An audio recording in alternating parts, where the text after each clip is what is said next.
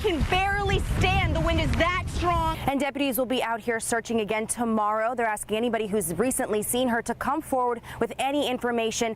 And now women in North Central Florida are coming out of the dark to tell their stories and say, me too. You see, it's almost the very top of my rain boots, and I'm not even very far in.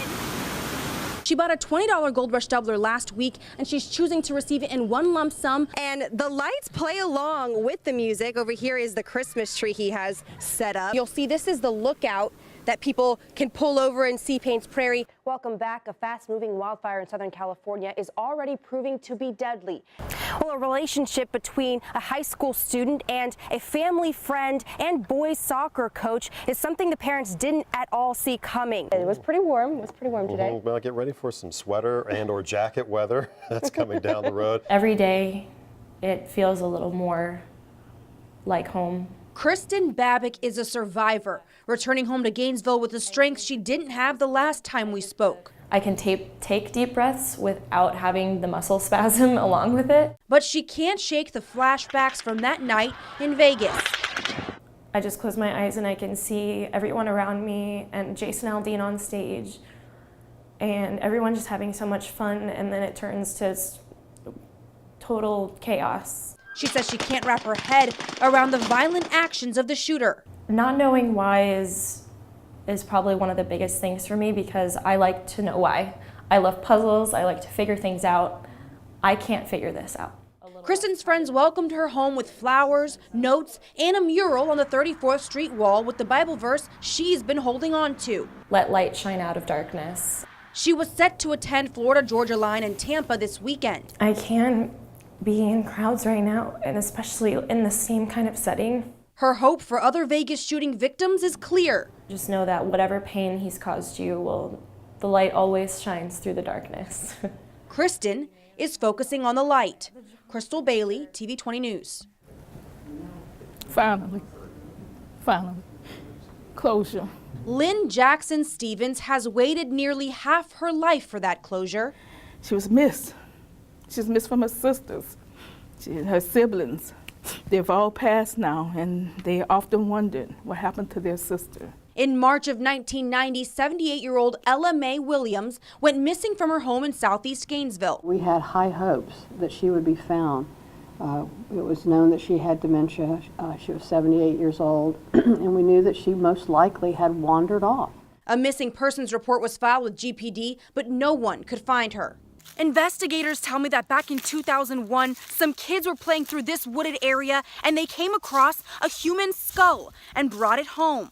Leading ASO investigators to the area about 500 yards from the corner of Southeast 43rd Terrace and 24th Avenue, where more unidentified bones were found. Recently, an unrelated case brought a family member of Williams to ASO. And we did some research, and there was an adjacent missing person many, many years ago before we found our Jane Doe.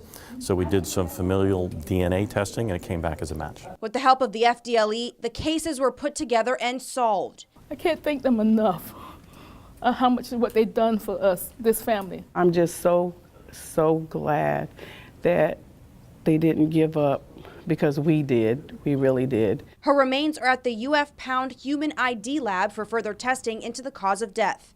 Crystal Bailey, TV 20 News. Sexual assault allegations have been made all over the country, and now women in North Central Florida are coming out of the dark to tell their stories and say, me too. I'm trying not to cry. Are you comfortable telling us a little bit about what happened when you were younger? Oh, yeah, I would. Bianca Spraggs is only 23 years old. Carrying a weight on her shoulders a lot of people like her can understand.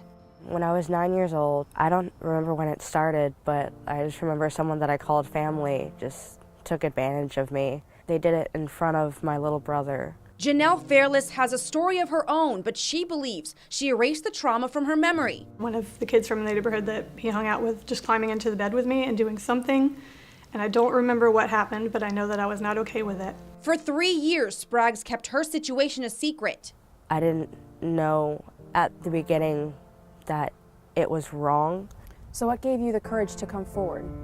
I didn't even know where it came from, but I started seeing my own friends share stories that I never even knew of. Over the last few weeks, the Me Too campaign spread virally after celebrities like Alyssa Milano and Lady Gaga tweeted, shared on Instagram, and posted on Facebook, Me Too.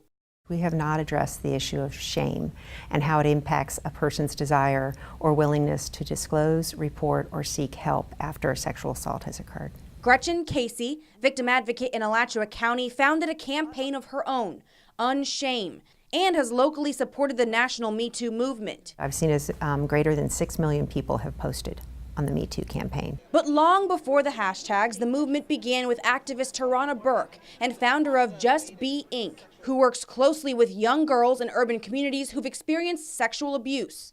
The Harvey Weinstein accusations that surfaced are encouraging more to come forward. When I was 23 and a UF student, an individual a stranger broke into my apartment when I was sleeping one night, and I was sexually assaulted at knife point. I was blindfolded and gagged and tied up. Casey's been sharing her story since 1985, unmasking the shame she understands for herself.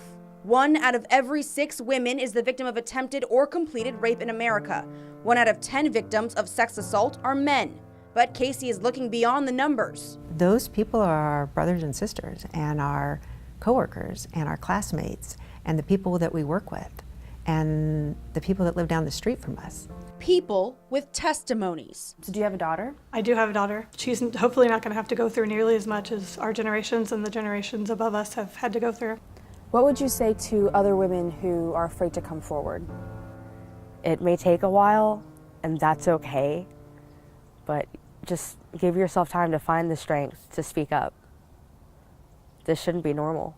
These are just some of the testimonies being shared on social media nationwide. Tomorrow, hear how they're taking their trauma and flipping the coin on their experiences. Crystal Bailey, TV 20 News.